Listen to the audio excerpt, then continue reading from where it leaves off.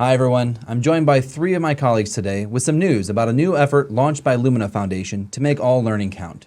Senior Vice President and Chief Strategy Officer Dr. Danette Howard and Strategy Directors Haley Glover and Dr. Amber Garrison Duncan are here to share some information about this exciting announcement. So Danette, I want to just start with you asking a very simple question. What do we mean by all learning counts? Sure. Well, thanks for having us here today, Dakota. At Lumina, we have an important goal that we refer to as Goal 2025. And we believe that at least 60% of Americans should have a high quality post secondary credential, both to be able to lead a thriving life and to be able to have a job that will allow them to be competitive in today's economy. But in order to meet that goal, we think that we need to have more opportunities and more pathways for all learning, regardless of where that learning is acquired or obtained, to count toward those high quality credentials. So most people are familiar with the fact that post-secondary education takes place within the walls of traditional colleges and universities, but many people maybe don't realize that high quality learning takes place in lots of other arenas as well, including on the job. Just think of all of the learning, all of the skill development and training that takes place when a person is gainfully employed. Think about all of the skill development and training that takes place when a person joins the military. And think about all of the training that someone acquires when they are, let's say, engaged in a workforce training program. So we think that no matter what pathway an individual chooses as their first step, the learning that they obtain from that pathway should be able to be validated if they can show what they were able to do, and that learning should be able to be applied toward a credential like an associate or bachelor's degree, or perhaps a certificate or a certification. So that's what we mean by all learning counts. And this isn't, I know this effort is new, but Amber, you've been working on this at Lumina for some time, is that right? Sure, yeah. We've at Lumina long been committed to learning. And I think we've been saying for a long time that it's all about the learning. And that's as we were working to understand what are the competencies that are held within this credential. But what we discovered as our partners were doing this work and as we've been out in the field is that once we know what's in a credential or what is represented in a course, by understanding those competencies, I can then go out to all these great places that Danette just shared with you about and understand how that learning maps up to a credential. So, for example, we know we have students who are needing to take an Accounting 101 class.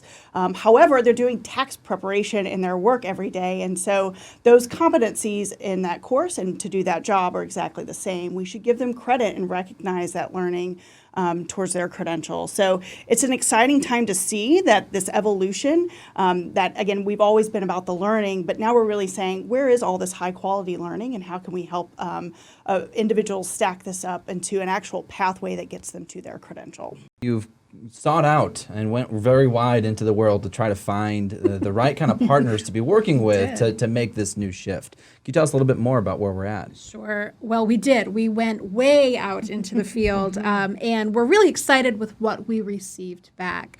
We're just thrilled to launch these grants right now because they actually represent about 9 to 10 months worth of work on our part. So late 2018, we decided to release what we call an RFI, a request for information. And that's not terribly typical of the way that we work. Normally, we really know what we want. We know who we want it from. But in doing this, we wanted to cast a wider net and see what we could generate from the field because we really didn't know. What we had the idea of is that there was a lot of work happening under the radar. Efforts such as Danette and Amber have mentioned where we're taking military learning and applying it for credit. It might only be happening in one program at one institution. Workforce partnerships, apprenticeship models, certification stackability models where people can have a more seamless pathway to, through, and out with a post-secondary credential. And but we couldn't find them by just asking the normal folks who are out there in the space. So we cast a wide net and we got a really wide response back. We invited employer partnerships, industry associations, post-secondary systems, state system, institutions of higher education, community-based partnerships to respond to the RFI. And we got back exactly that array, a huge, diverse array of partnerships that were working together to advance this goal of all learning counts. We reviewed those, of course, and selected 28 to advance into a planning stage. And then they completed a very robust application, and we winnowed those down to 9. And we're getting ready to release those grants right now. And they really represent, I think, an extraordinary set of actors working across multiple levels of the field, community-based organizations, all the way to state systems, working in different ways to be exemplars for this All Learning Counts work. We know that it's not one size fits all. There is no silver bullet to this problem. And so what we wanted to accomplish was not only supporting opportunities for more students to have their learning recognized in place, but have opportunities to create examples and exemplars for others to follow. Because again, there's not one way to do this, and there's no right way to do this. But what we do need is far more opportunities for folks to learn about how to do it. Exciting, and I hope you can sense the energy around this, is that we've been talking about this for, probably close to 2 years now, and have been trying to figure out how to operationalize a mechanism that would get us closer to having all learning count.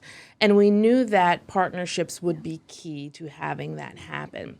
So as Haley said, we have, as a part of the group of partnerships that were selected, colleges and universities that will be working with unions, for example, colleges and universities working to better serve our veteran population, to make sure that that military experience actually is able to get validated and counting toward a credential.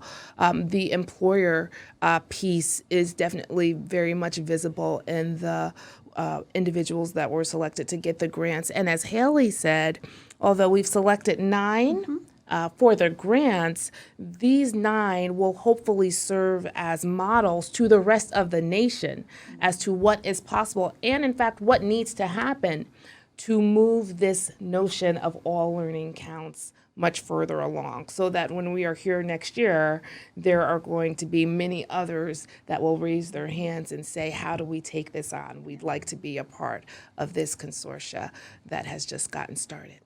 A lot of these grantees are going to be taking the time to understand the kind of learning that's happening, maybe on the job, maybe in a community organization, maybe in the military, and actually put them on a pathway that allows someone to complete some kind of high-quality post-secondary credential shorter than what it takes currently, because the learning that they've already had is going to be counted and not in a, I can't even think of the right word. Not in a way that just counts towards PE credits. Exactly. Is that yes, right? Absolutely right. A lot of times, what we see, particularly if, using the military as an example, is a service member may come out and have lots of high, quality learning and training. Right.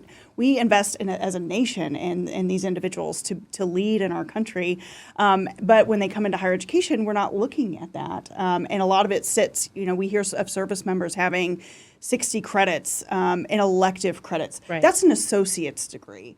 And so we are wasting that service member's time. We're wasting the government's money by not honoring this learning, and it is high quality learning. So I think what we're being clear about is the quality and how does this get applied, and how does it lead to more equitable outcomes for these service members or any individual who is engaging high quality learning outside the institution. That's exactly right. And one anecdote we've heard multiple times, right, is that somebody will have served on a nuclear submarine for years.